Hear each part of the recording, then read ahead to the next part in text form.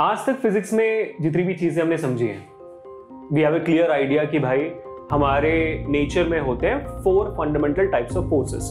आपने भी जरूर सीखा होगा इसे, है ना? Same to same. पहला होता है हमारा ग्रेविटेशनल फोर्स, जो हमें पूरे दुनिया के साथ जोड़े रखता है, पूरे यूनिवर्स में ये कायम है। दूसरा होता है इलेक्ट्रिकल और मैग्नेटिज्म को मिक्स करता हुआ इलेक्ट्रोमैग्नेटिक फोर्स हमारा, जो हमें ऐसे खड़ा रखता है, which helps us to stand against the gravity, which helps the plants to go against the gravity and rise up into the sky, birds to fly, everything. उसके बाद होती है आपकी स्ट्रॉन्ग न्यूक्लियर फोर्स, जो होता है न्यूक्लियस के अंदर बिटवीन द प्रोटॉन्स। फिर आती है आपकी वीक न्यूक्लियर फोर्स, जो होता है रेडियो एक्टिव डीके के दौरान। ये होती है हमारी 4 टाइप्स ऑफ फोर्सेस।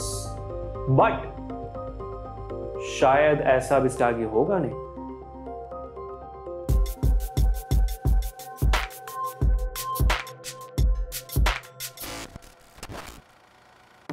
अब बदलाव आया कैसे ये और क्या बदला एक्चुअली?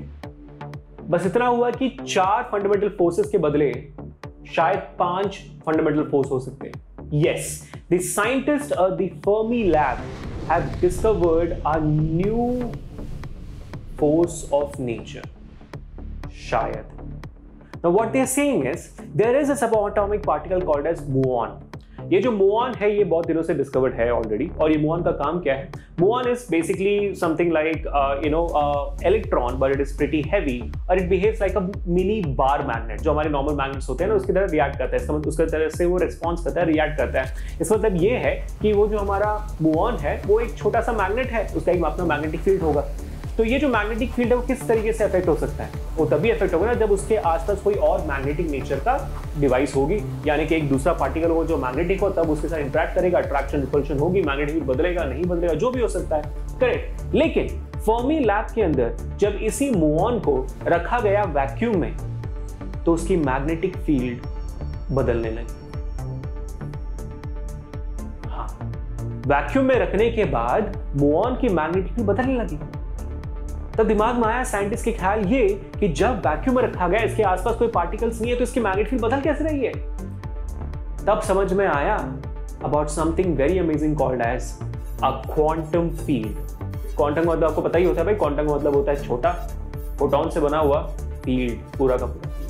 और कहा यह जा रहा है कि पूरी की पूरी दुनिया की जो बिल्डिंग ब्लॉक्स हैं वो पार्टिकल्स नहीं है। जैसे हम कहते हैं एटम्स आदि बिल्डिंग ब्लॉक्स, वो पार्टिकल्स नहीं है, एटम्स नहीं है। वो ये कह रहे हैं कि ये क्वांटम फील्ड है जो पूरे दुनिया को बना रही है, जो पूरे यूनिवर्स को बना रही है। जैसे fundamental building block is quantum field. और इस क्वांटम फील्ड के इंटरेक्शन की वजह से इस मुऑन का मैग्नेटिक फील्ड डिफरेंशिएट हो रहा है ना? Crazy, it's absolutely crazy.